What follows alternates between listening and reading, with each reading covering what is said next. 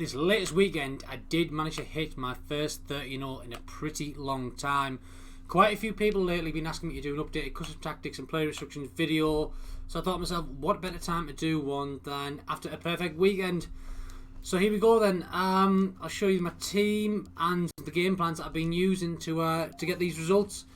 This is my team. Nothing too special. Don't get me wrong, it's better than the average player's team, but I've only invested £240 in the whole of FIFA 20, so it's still quite far off. The teams you're going to see a lot of the other pro players have.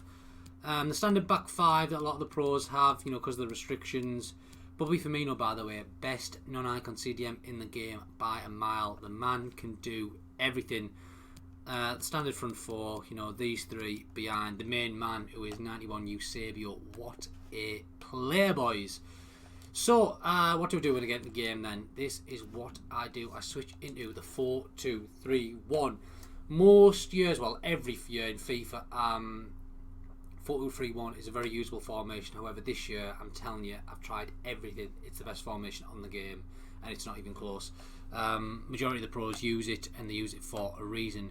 So what do we do then? Defensive style, balanced. You haven't got much of a choice here. The three pressure tactics are all rubbish unless you want to use them late in a game, and you've got nothing to lose. Drop back is dead, and I'm very glad about that. Shout out to EA for patching that and making that no longer relevant in the games. It has no place in FIFA. So balance is your only one there. Width, no point changing this. 5 is just fine. Depth, bit of an interesting one. I play on 6. A lot of people might think that sounds high. I've been playing with 6 depth since FIFA. I think that I was playing with the equivalent of 6 depth in FIFA 17. I was playing on like 65, which is like 65 depth. And I've never looked back really. I like to press up the pitch. You might think yourself you get counter-attacked, you get balls in behind all the time, but the thing is with balanced is once your opponent gets to like the halfway line or inside your half, your team actually drops back, kind of like you playing drop back, if you get me. Like your team will start playing as if you're playing, like 2-3 depth, which is, you'd think it would be a little bit more stable, but I'm one of them people. I have to be able to press the ball. I want my defenders on the halfway line. As soon as I lose the ball, I want it back. So yeah, 6 depth to 1. I've been using it for quite a while now, and I'll almost certainly finish FIFA 20 using it. Offensive style, long ball. Seen a few pros using this lately. Not for me. The players run too far away. I like to play quite a bit of tiki-taka. I like the ball to feet quite often. Fast build-up, suicidal. Absolutely suicidal unless it's the last 10-15 minutes. Basically, your whole team scores and stands up front. It's not ideal. Possession, usable. Your players, they don't run in behind enough. They don't make. They almost want it to feed too much. Hence the possession. Hence like the description it's showing you on the screen there. That's actually a pretty accurate representation of what possession does. They want it to feed too often, really. I know you can trigger runs with L1, but balanced again. It's been my theory for custom tactics. I mean, if you go back and watch my custom tactics video for every year, sticking as close as you can to default, you won't go too far wrong. I mean, the default values, you don't want to go too far away from them. So with the numbers, I would never suggest really going outside of 6 and 4, apart from for extreme situations, which I'll probably get into later in the video. And then obviously balanced. It's just the way forward. Balanced is the one. I think anything other than that, you're making it a little bit too complicated for yourself. Offensive width, again, I'd never change this. There's no point. I mean, at most, maybe if you want to, get players more in the middle and bump it down to 4. If you want to use the wings a bit more, bump it up to 6, but 5's absolutely fine. Players in the box, as you'll see, I don't tell any of my midfielders to get it to stay back. So I think if I had this on 5 or 6, I'd probably overcommit a little bit. 4 is fine. You still have the option to cross it in. I know crossing's useless. You'll still have the option, to pass it into the box. But yeah, it just works better, to be honest. I don't know how to explain it. I've tried 3, I've tried 4, I've tried 5, I've tried 6, I've tried 7. 4 seems to give you the best. It works the best for me anyway. That's the best. I think that's the best description I can come up with. Corners and free kicks for every formation, apart from maybe in the last 10 minutes. I'd always have these two on 2. Pretty much they're both useless. I take them both short. Crossing's useless. You're just going to get countered, so always have these two on 2. Instructions then, what do I do? Now, I have my keeper on comes with crossing, sweeper keeper. This is more of like a, I guess you'd say like more of like a placebo effect. I can't notice any real difference, especially with crosses. Sweeper keeper, they do come out when your opponent kicks it long. You know, if like keeper kicks out the hand, they'll come out and give the other team a throw in. I might actually think about taking that off, to be honest, because it just annoys me. The other team can constantly get an easy throw in against me. But yeah, that's what I've been using. Comes across as sweeper keeper, although it's more of an idea in my head than something that actually plays out on the virtual pitch. Fullbacks stay back. I do spend quite a lot of my time triggering runs with them, but I don't want them running forward when I don't know and want them running forward, if that makes sense. It's too easy to get counter-attacked on the line, especially this year. A lot of people just seem to be obsessed with giving it to the fullback and doing a long ball down the line. I'm already playing with 6 depth though, so it's, at times it's quite hard to stop that in general without also having a fullback caught up the pitch. CDMs, another interesting one, and something that I'm going to guess is quite different to the norm when it comes to professional players and competitive players. I don't tell my CDMs to get to stay back, and it's one of them things. I can't have 6 players on my team staying back. I have to have options. I like to pass the ball a lot. I like to attack a lot. I just like trying to score goals. You know, I'm an attacking player. I always have been. I always will be. I can't have, you know, these 4 staying back. Obviously, the keeper's back, and these 2 staying back as well. I mean, naturally, what I've found is if you leave them both unbalanced, one of them will always cover the other. So, say if Firmino goes forward, Ballack will tuck in and plays a single CDM, and vice versa. Been doing it for quite a while, and it works well. I don't find that I don't find that I do get counted really. I mean, obviously everyone concedes goals, but overall, I think the balance to your team feels a lot better if these 2 aren't on stay back. However, I do have them on cover centre. If you don't have them on cover centre, I mean, I've said this in videos before that, you know, cover wings absolutely fine because cover wing says defend the open wing if the teammate isn't marking. But on this one, more than other Fifas, I do find them actually getting dragged out wide a lot more. I think it's because the AI is so strong this year in how it marks runs. These do get dragged out quite easily, so I have both of these on cover centre because I do, when I am defending, I mean, I'm happy with them to get forward. When they're back, I want them in front of that back 4. I want that 6. I want the 4 and the 2. You know, that like defensive team of 6 to guard the box. So yeah, works pretty well. The attacking 3, Mbappe, Messi and Neymar, absolutely nothing. There's no reason to have them on anything. Come back, you're going to drain the stamina. Stay forward, you're going to leave yourself exposed. No reason to touch these at all. The striker, same again. Now, this weekend, those of you that watch my stream will know, for my first 17 games, I used Stay Sentinel getting behind. Then I came up against this guy who was using like 43 on wide, low depth, and I just could not do anything. Every time I was looking for Eusebio, he was just staying central and trying to get in behind, so it got no extra time. I switched him back into balanced, which, you know, gives you a mix of coming to feet, going to the left, coming to the right, going in behind, and it just felt a lot better. I managed to get a chance into him. He smashed it in the top corner, 1-1-0, and I never looked back, and I left it on balance for the rest of the weekend, and it felt so much better. I realised that it was actually such a hindrance in the first 17 games, having him on stay central, getting behind. He still will get in behind, but it's so much better, especially when you're playing one up front, that he'll actually come into feet and the others will, you know, bomb past him. Basically, it's just much, much better. I have actually toyed with Target Man as well, but yeah, I mean, overall, I'd say Target Man's actually better than getting behind. But yeah, leaving them all unbalanced is the one for me anyway. So this is what I used for all 30 games this weekend, actually. I mean, I will show you. In fact, no, I did switch into this.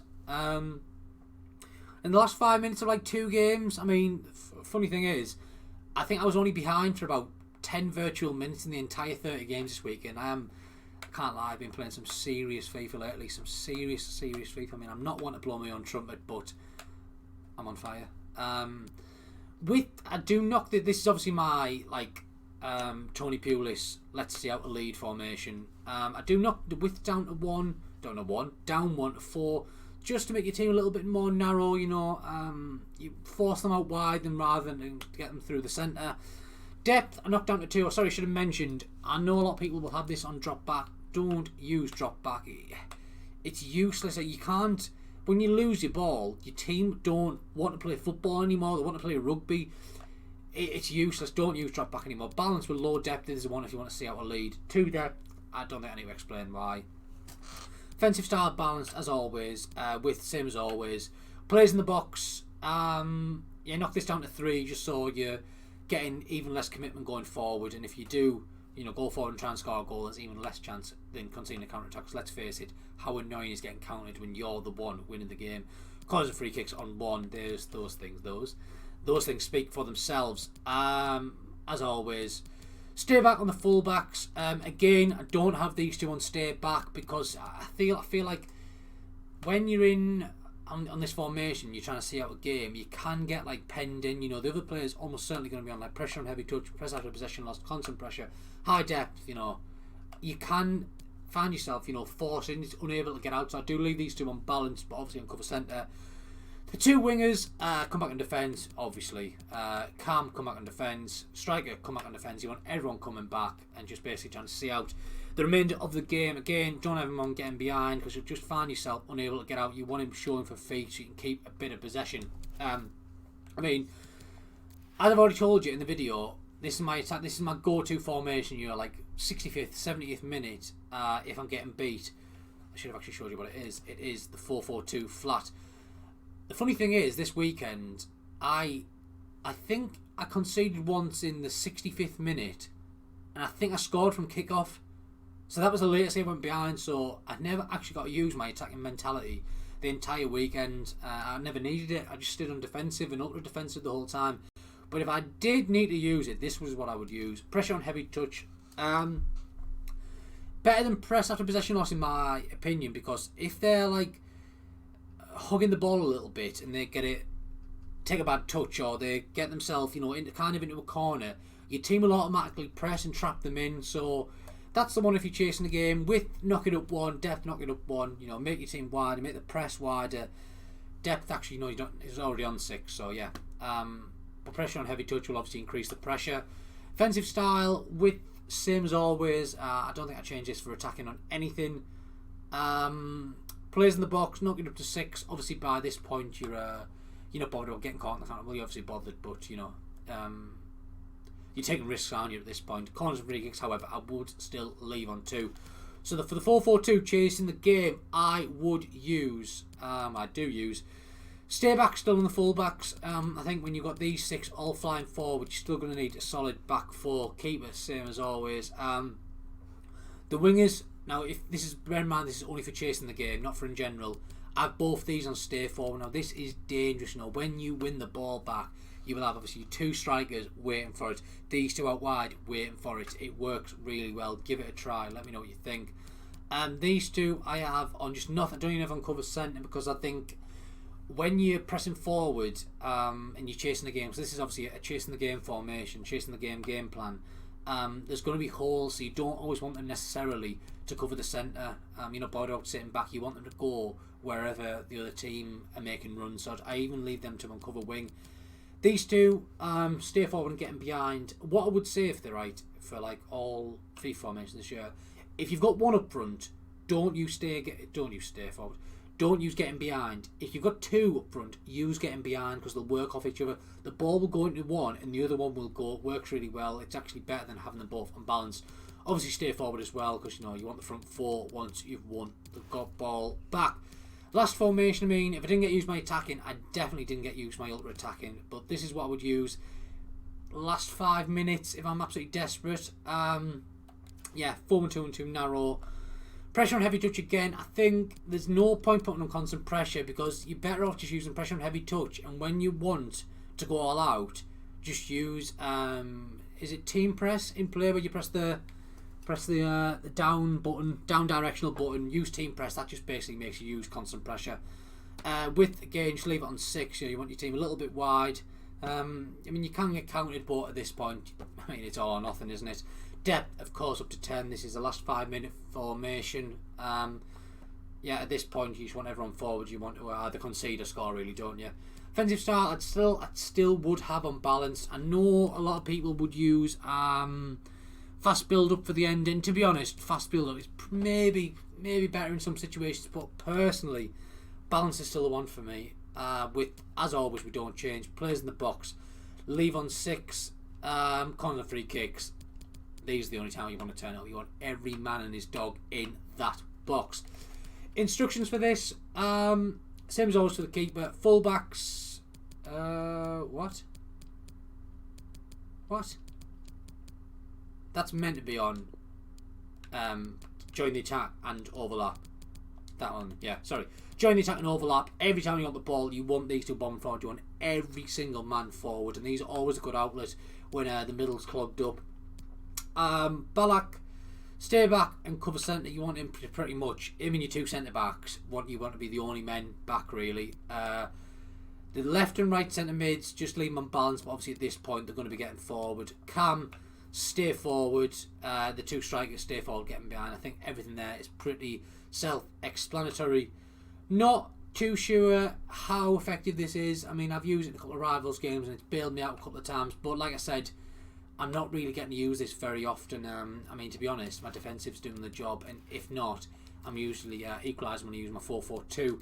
But yeah, that's it for this video. I hope I've helped you all and answered everything that you wanted me to answer. If you've got any questions, leave them in the comment section down below, and I'll try and get through them, try and respond to any questions or anything you want to know, basically.